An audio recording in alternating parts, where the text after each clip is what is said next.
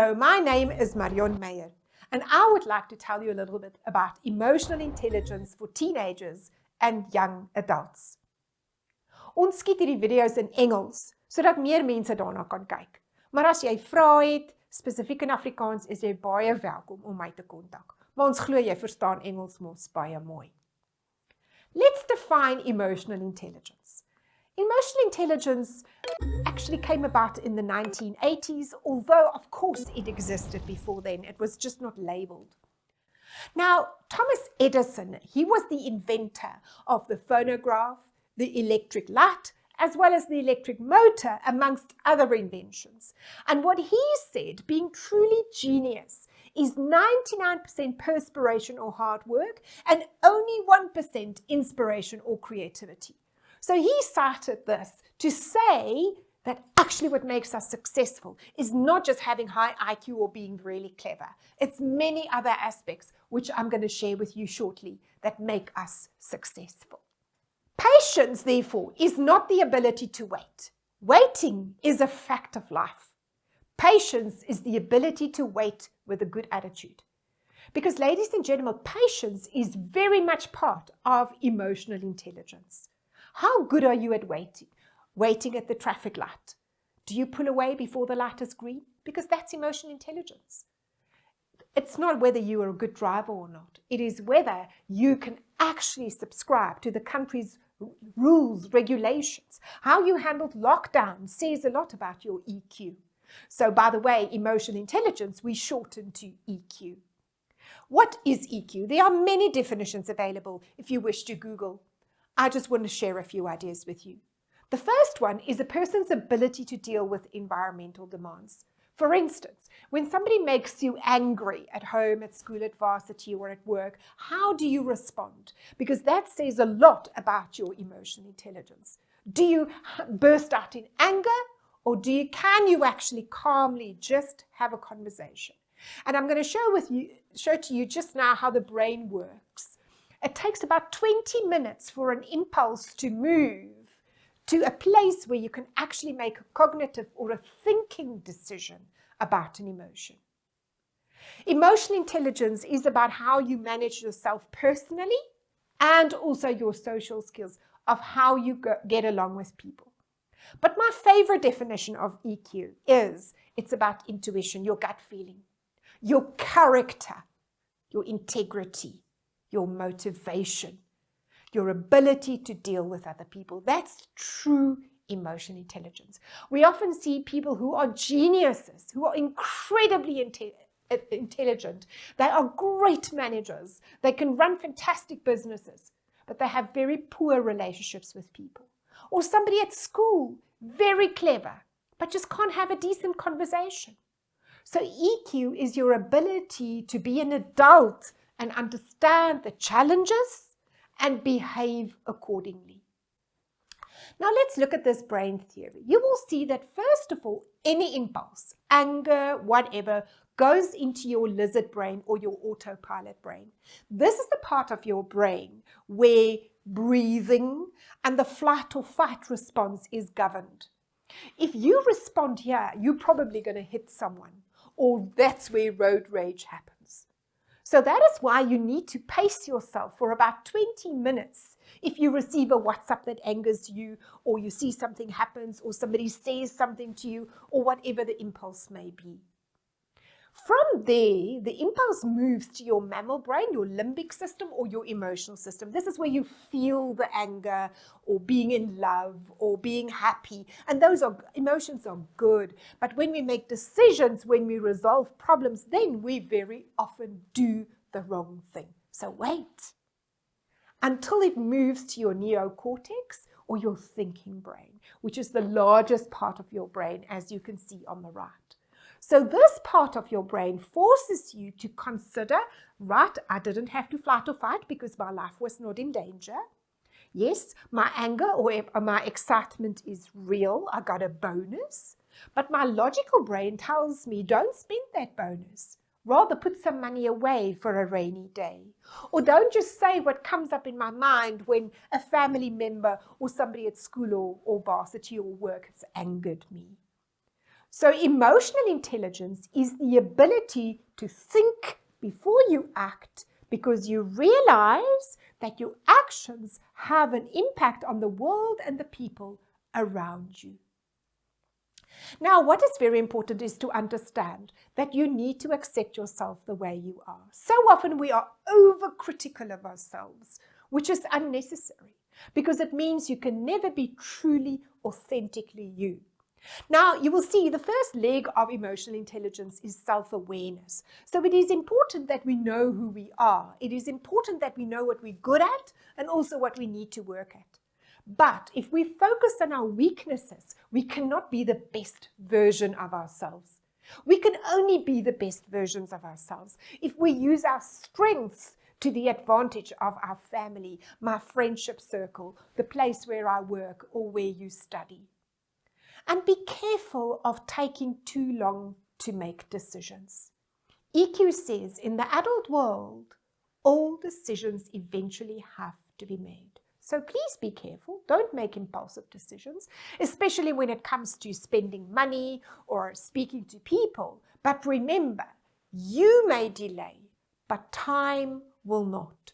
All decisions eventually have to be made. Be careful of the nasty habit of procrastination that I think many of you have mastered.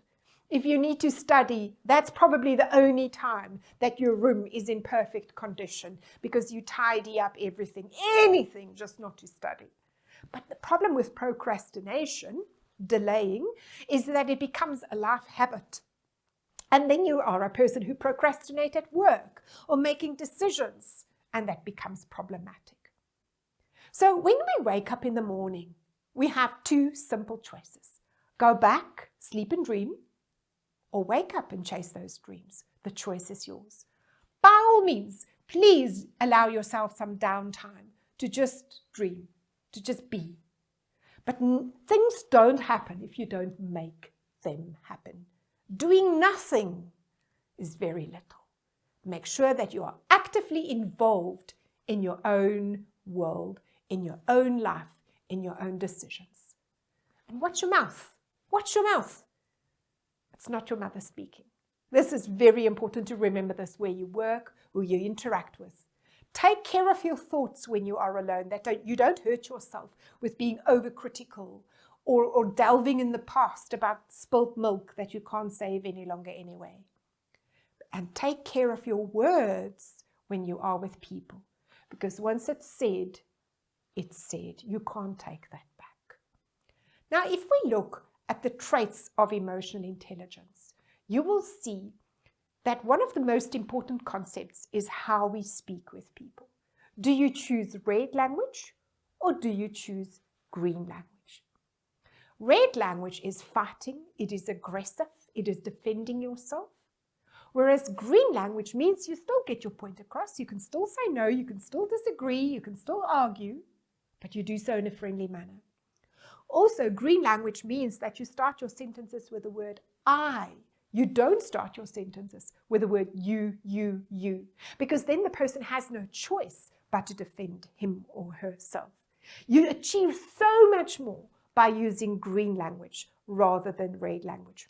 Try this with your parents and see if you are successful with this. Or your girlfriend or your boyfriend or the teacher or the lecturer, whoever you need to interact with. Or those of you already in the work environment, when you speak with customers, don't use red language even if the customer is wrong, because you know the rule of customer service. They may be wrong, but your customer is always king or queen. Now, the first aspect of emotional intelligence is self-awareness. Are you open to feedback about yourself? Are you open to learn about yourself? Are you humble enough to know what you're good at and what you're not good at yet? The key element of emotional intelligence is being aware. What are you good at? What can you do well? What don't you do so well? And also admitting mistakes, apologizing and moving on. But please remember, it's all good and well apologizing and admitting a mistake. But if there isn't changed behavior, it is not a true apology. So an apology means nothing if you're not going to change your behavior in that particular situation. The second aspect of emotional intelligence is self-regulation, or another word for that is self-discipline. So self-regulation means, do you have a filter? It's like wearing your mask. Do you know when to keep quiet? Do you know when to just breathe? Do you know when you've eaten enough? Especially if you're perhaps struggling with your weight. Remember, one of the principles of losing weight is that you should consume less than what you burn. So if you eat chocolate scallop, who are you actually bluffing? Self-regulation means you need to know when enough is enough. You need to know when to get up in the morning to be on time for wherever you need to be. Self-regulation means that you know not to procrastinate about the tasks at home or wherever you are in terms of doing things. Regulating yourself means that you are a responsible adult who understands it's nobody's job to make life happen for you. Things happen to us. Maybe you've had some real issues in life. Maybe you've been through tough times. That's very true, and it's very sad. However, as unfair as life is, we need to understand that I am responsible for my life. I am responsible to deal with those challenges and solve those problems, even if it's not my fault that they took place in the first place. Practice being calm, hey? Another aspect of emotional intelligence is motivation.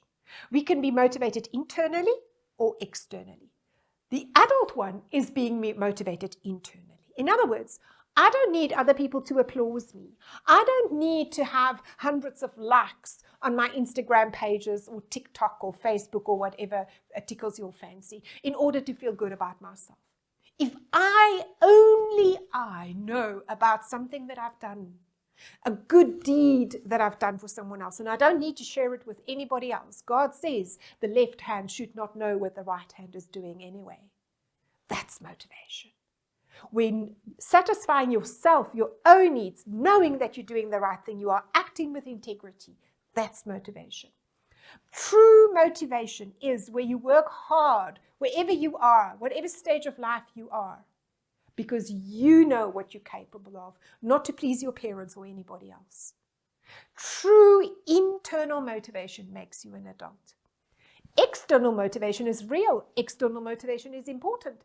External motivation is applause. It is a thank you. It is a I love you. And those things are very important too. Remember to be generous with your compliments towards others. Be generous in motivating other people, but don't expect it back. So if you have a strong sense of motivation, it means you don't need others to tell you that you are okay, because you know you are okay. You're not perfect, but you're good enough. The next one, which is really important, is empathy.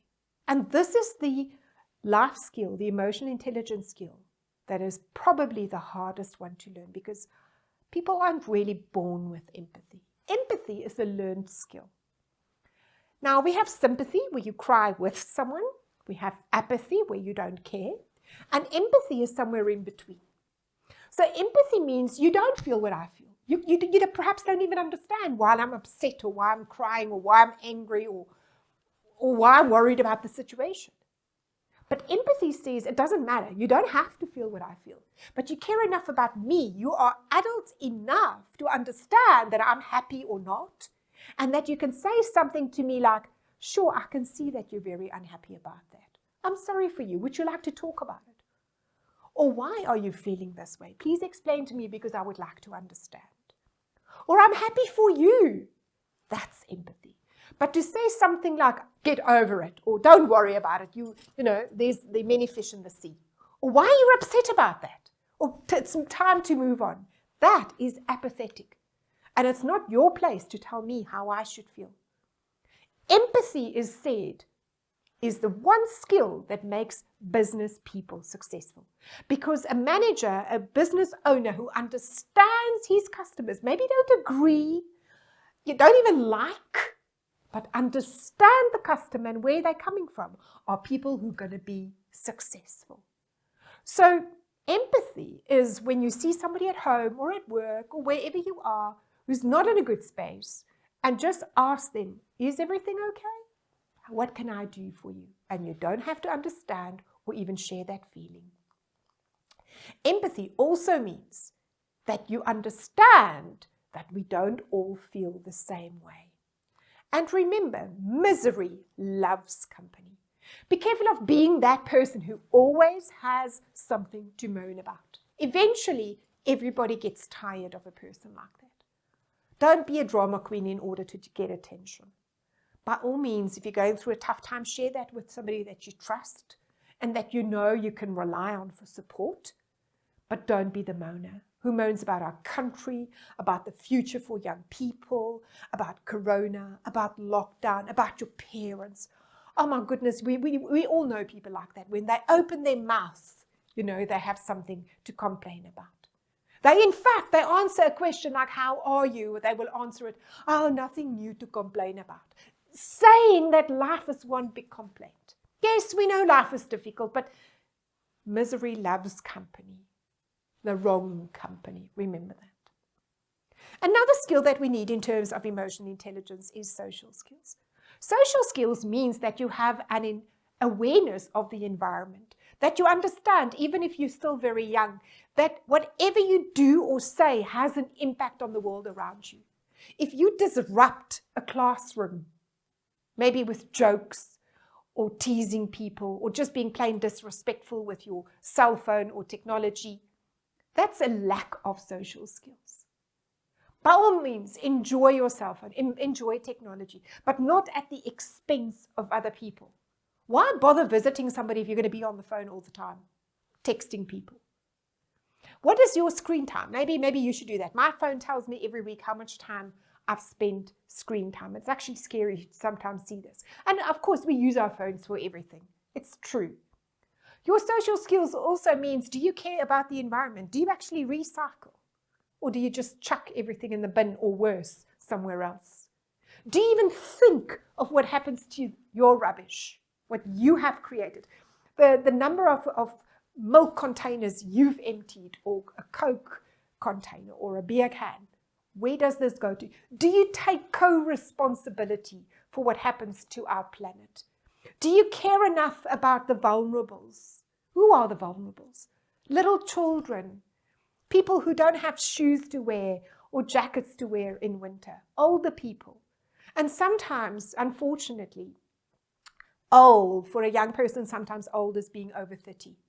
You know, you think your parents are old, they don't know anything. I'm sure you can still learn a few lessons from them. Respect works both ways. That's very true. Parents, older people, senior people need to respect younger people too. But you know what? You can only earn respect. If you show respect first, you might get it back. Social skills means that you understand, you know the rules of the road well enough that pedestrians should actually go first. In South Africa, people aim for pedestrians. How about you being that person who stops for a pedestrian and let him or her cross the road? Pay for somebody in front of you in the queue who can only afford half a loaf of bread and some bones. Be a good person. If you can only be that enough to be a good, nice person, you will be emotionally intelligent.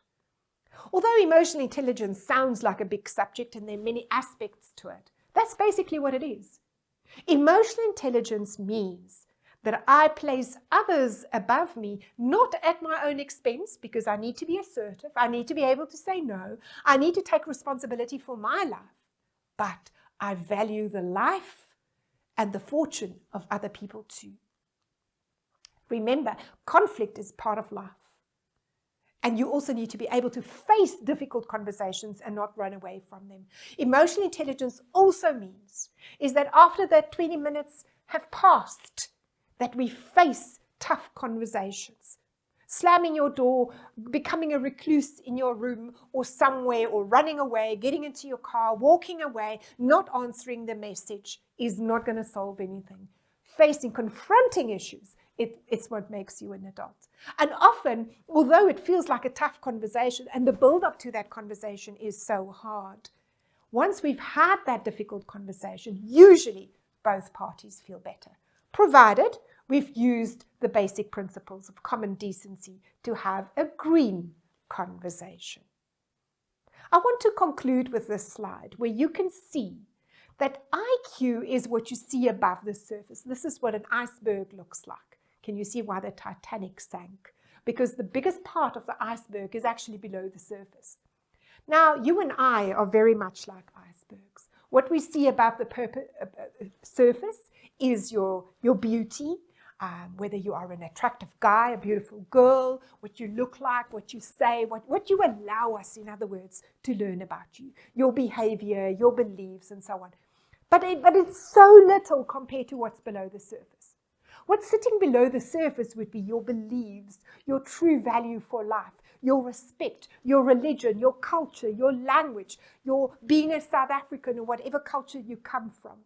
Because that is who we are, and that's what makes us float. And are you a formidable iceberg? Because what lies below the surface is what keeps you above. So look after what is below that iceberg, and don't bump into others and hurt them like the Titanic sunk. Be that person who cares about others.